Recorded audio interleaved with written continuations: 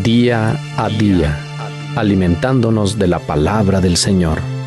En la voz de Monseñor Enrique Díaz, fortalezcamos nuestra fe. Seamos testigos de Jesús vivo y resucitado. Aliméntame, sáname, acompáñame. 9 de agosto, domingo 19 del tiempo ordinario. Evangelio de San Mateo 14, 22 al 33. En aquel tiempo, inmediatamente después de la multiplicación de los panes, Jesús hizo que sus discípulos subieran a la barca y se dirigieran a la otra orilla, mientras él despedía a la gente. Después de despedirla, subió al monte a solas para orar. Llegada la noche, estaba él solo allí. Entretanto, la barca iba ya muy lejos de la costa y las olas la sacudían, porque el viento era contrario. A la madrugada, Jesús fue hacia ellos caminando sobre el agua. Los discípulos, al verlo andar sobre el agua, se espantaron y decían: «Es un fantasma», y daban gritos de terror. Pero Jesús les dijo enseguida: «Tranquilícense y no teman, soy yo». Entonces les dijo Pedro: «Señor, si eres tú, mándame ir a ti caminando sobre el agua». Jesús le contestó: «Ven». Pedro bajó de la barca y comenzó a caminar sobre el agua hacia Jesús, pero al sentir la fuerza del viento le entró miedo, comenzó a hundirse y gritó: «Sálvame, Señor». Inmediatamente Jesús le tendió la mano, lo sostuvo y le dijo: «Hombre de poca fe, ¿por qué dudaste?». En cuanto subieron a la barca, el viento se calmó. Los que estaban en la barca se postraron ante Jesús diciendo: «Verdaderamente, tú eres el Hijo de Dios». Palabra del Señor. Estamos acostumbrados a las grandes teofanías del Antiguo Testamento, donde Dios se manifiesta en medio de truenos, rayos, humo y elementos sísmicos. Elías, el profeta de los rayos y los truenos, el profeta del fuego, el profeta batallador que destruye los ídolos, quiere acercarse a Dios. Lo espera con impaciencia, buscándolo en los signos aparatosos y magníficos donde siempre lo ha encontrado. Pero el profeta, que tanto ha hablado de Dios, ahora debe descubrir y vivir a Dios. Con sorpresa comprueba que el verdadero Dios no es el que vence con la espada, no es el que degüella a los 450 profetas de los falsos dioses, no llega en el viento huracanado que parte las montañas y resquebraja las rocas, no se hace presente en el terremoto ni en el fuego. Llega en el murmullo de una brisa suave, en el silencio que alcanza a percibir el corazón, en la intimidad de su alma, en lo profundo de su ser. Ahí, siempre nuevo y sorprendente, llega el Señor. En el rumor de un tenue silencio, habla el Señor. Quizás sea para superar nuestra sordera que Dios no se pone a gritar a todo volumen, sino con un suave rumor sana nuestros oídos para que nos habituemos a escucharlo en el silencio. Entonces, igual que Elías, cubriremos con respeto nuestro rostro, nuestros falsos conceptos de Dios, y nos dispondremos a escucharlo. Elías sale de la cueva transformado. Ahora podrá hablar de Dios, no ya gritando e invocando fuego del cielo, sino en voz baja, susurrando palabras suaves que no profanan el misterio. En adelante, cambia totalmente el tono y el estilo de su testimonio, que se hace discreto, delicado, menos aparatoso, sin que por ello pierda su energía y su verdad. Su testimonio tiene la fuerza del silencio de Dios. Sí, el silencio del amante que tiene 1000 cosas que decir y prefiere decirlas en silencio. El silencio en el lenguaje del amor es mensaje y comunicación. Y este es un rostro nuevo de Dios para muchos de nosotros que quisiéramos milagros estrepitosos, fundamentalismos intransigentes y declaraciones tajantes.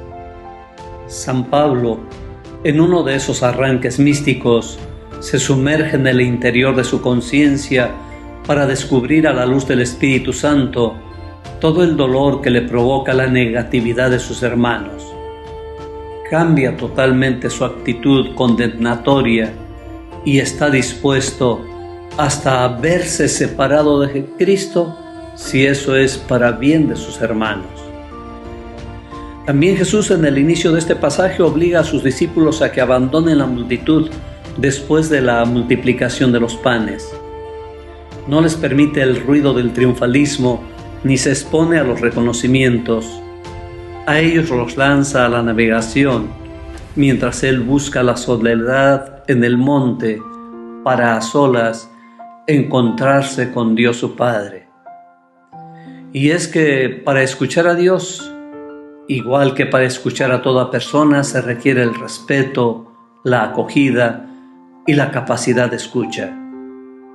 Es una bofetada al amigo cuando lo dejamos con la palabra en la boca. Es una irreverencia a Dios cuando preferimos nuestros ruidos y no le damos espacio ni respeto a su persona. Claro que acoger a Dios implica el riesgo de tener que cambiar nuestras actitudes y nuestros fundamentalismos que sacrifican la verdad y la relación con el verdadero Dios en aras de nuestras seguridades. ¿Cuántas veces estos fundamentalismos se convierten en violencia agresiva y en eliminación de quien no piensa como nosotros? Escuchar a Dios es poner en Él nuestras seguridades y abrirnos al hermano que se transforma también en rostro de Dios. La seguridad del amor de Dios y del amor a Dios, lejos de hacernos intransigentes, nos conduce a la máxima fidelidad a Él, conjugada con la máxima capacidad de acogida a quien es distinto y de igualdad fraterna. A diferencia de la paz y comunicación de Jesús, los discípulos se ven sometidos a las sacudidas de la tormenta y a los vaivenes del viento contrario. Están agitados y la oscuridad de la noche aumenta su temor. Con el alba llega también Jesús, y con Jesús, después de las primeras confusiones, la paz, la tranquilidad y la armonía. Sus palabras consoladoras tienen que ser escuchadas. Tranquilícense y no teman, soy yo.